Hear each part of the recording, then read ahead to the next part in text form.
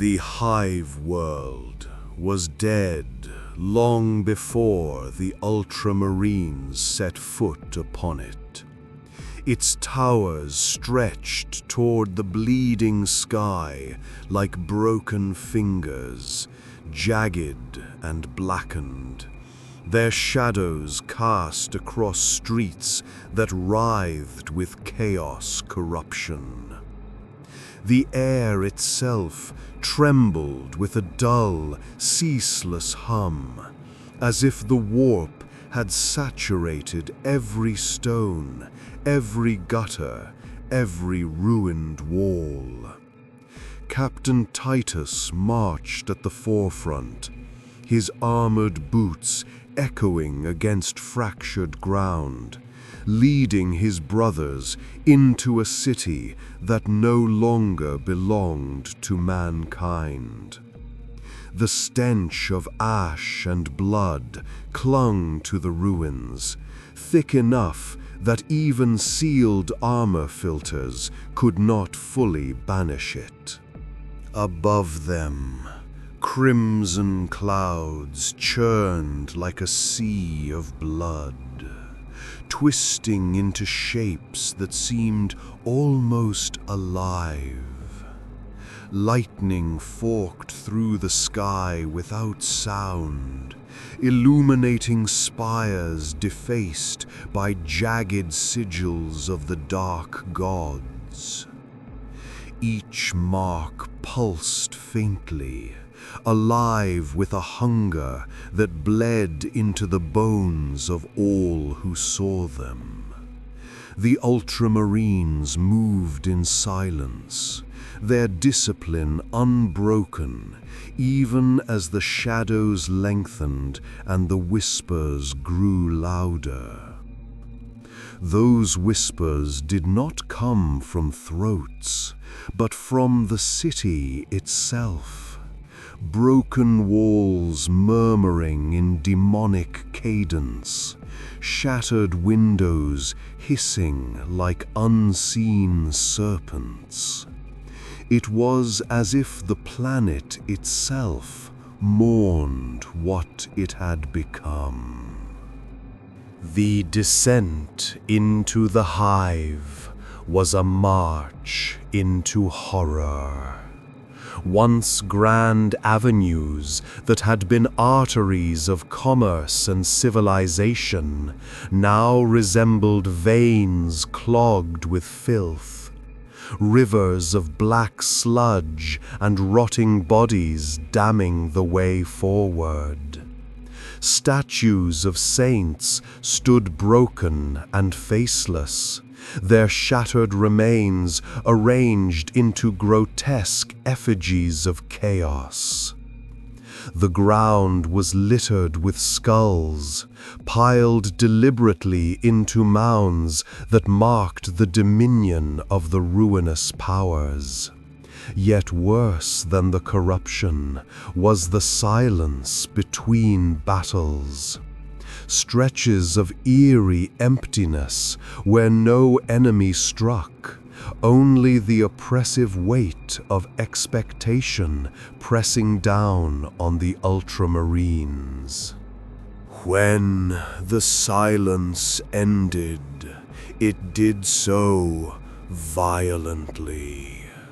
From crumbling alleyways poured hordes of chaos cultists, clad in rags soaked with blood, their limbs painted in spirals of gore. They hurled themselves forward without fear, shrieking praises to the dark gods as they rushed bolter fire and chainsword teeth. Their madness was absolute, and their frenzy turned the narrow streets into rivers of flesh and steel. Titus led from the front, every swing of his blade cutting through heresy, every bolt round detonating another screaming zealot into crimson mist. His squad followed without hesitation, but even disciplined fire could not fully stem the tide of sheer numbers. Titus led from the front, every swing of his blade cutting through heresy, every bolt round detonating another screaming zealot into crimson mist. His squad followed without hesitation, but even disciplined fire could not fully stem the tide of sheer numbers. The cultists' blood painted the broken streets, and yet for every dozen who fell, a dozen more appeared, spilling from cracks in the city, as though the hive itself was birthing them. Their screams grew louder, not weaker, until it became impossible to tell whether they were mortal throats or something far older, far darker, using human mouths as vessels for its blasphemy. The Ultramarines pushed onward, step by step, but the cost grew heavier with each advance. Bodies piled so high that they became barricades the Astartes had to climb over, their ceramite boots crushing rib cages into dust. As they pressed forward, the city revealed more of its corruption. Whole hab blocks leaned inward unnaturally, their walls fused together by fleshy growths, as though the buildings themselves had been turned into a single living organism. Windows blinked like eyes, watching the Ultramarines march. Once busy manufacturums stood gutted and hollow, their machines twisted into spires of bone and metal, screaming as though alive. And above all of it, high above the choking streets, the central spire loomed like a black dagger thrust into the sky, their destination and the heart of chaos's grip on this hive world. By the time the Ultramarines reached the base of the spire, the day had already lost meaning. The sun had not been visible since their landing, hidden behind endless storms that raged crimson and violet. The spire's gates had been broken long ago, their iron skeletons torn wide, revealing a cavernous interior choked with shadows.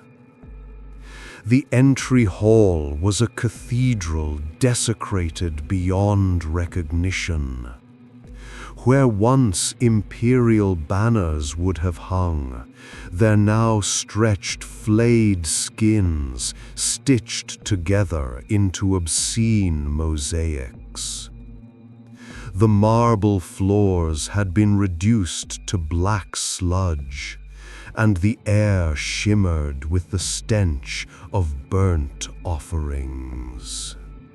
Here, the cultists did not charge in blind waves, but knelt in supplication before a pulsing altar of meat and bone.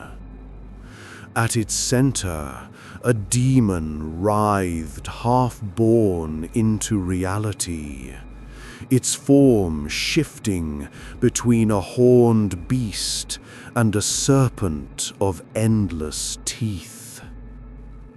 The worshippers tore their own flesh with knives, feeding their blood to the creature's growing shape. The moment the Ultramarines entered, the cultists turned with shrieks, not in fear, but in ecstasy. They hurled themselves at Titus's warriors, bodies convulsing, eyes blazing with warp light, as the demons' laughter filled the hall. The battle within the spire's shadow was unlike the skirmishes outside. Here, the warp bled freely, twisting the air until every sound echoed unnaturally, and every shadow stretched like claws. Bolters roared, chainswords screamed, and still the enemy pressed closer. Titus cut down heretics by the dozen, his armor slick with their blood. But for every foe slain, the daemons' laughter grew louder. His squad formed a circle around him, ceramite shoulder to ceramite shoulder, fighting like a living fortress as the cultists battered against them with blades and nails and teeth. The altar pulsed brighter with every drop of blood spilled, whether heretic or loyalist. Through the haze of battle, Titus saw one of his brothers dragged down, smothered by clawing hands before his helm disappeared beneath the swarm. Another was torn open by a warp-mutated brute whose arm had grown into a bladed tentacle. Titus answered with fury, his chainsword roaring as it cleaved the monster apart, showering the chamber in steaming gore. Yet the altar grew stronger still, its form swelling, its whispers louder, as though every death only hastened its awakening. The captain realized then that this was no simple purge. This hive was a gateway, and they were already too deep inside to retreat. The walls trembled, as though the spire itself were alive, and cracks spread across the floor beneath Titus's boots. From those cracks seeped black ichor, hissing as it touched ceramite, etching runes of damnation across the ground. The cultists screamed louder, their bodies tearing apart in violent sacrifice, feeding themselves willingly to the demon that strained against reality's veil. The Ultramarines stood firm, but the weight of the warp pressed heavier with each passing second. The descent into ruin was not merely physical, it was spiritual, dragging them step by step into a nightmare where even victory felt hollow. As the last of the cultists fell, their bodies writhing in death throes that made no sense in the laws of nature, the spire grew silent again. The demon had not yet broken through, but its presence lingered, heavy and suffocating. The altar pulsed faintly, mocking, promising that this was only the beginning. Titus raised his blade, his breath slow and measured, and signaled his brothers forward. They would go deeper still. They would face whatever lay ahead. For in the heart of this corrupted world, there was no turning back, only the endless descent into ruin.